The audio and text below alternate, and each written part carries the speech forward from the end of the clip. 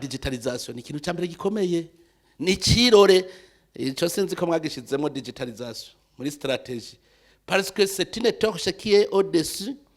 de ce cadre là il est surveillé twemere ibi bintu byose bituma haba transparence je shaka yuko 2030 tuzoba turi 100% tugwane ibe 100% none kugwanya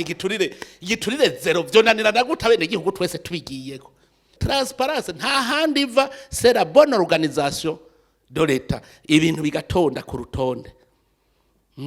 umufonctionnaire de l'État muri ministère akavuga ati wowe ujejwe iki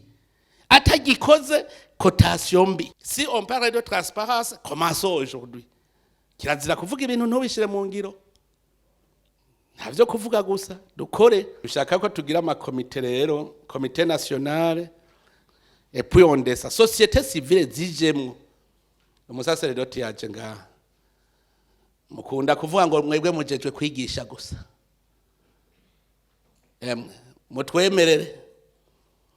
aba saseredoti de toutes les religions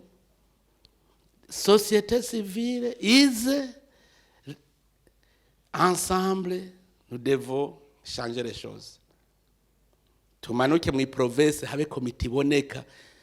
tushamwe tubona tuti bose mu mice yose baragira amankete tugize inama muri uku kwezi habaye iki reka zibiturire reka zakarenganyo zikavugwa tumanuke ku ikomine twese tubigire gwacu société civile ubu ntimuzo denosa leta tudenosa abononye twese ensemble hanyuma tubahana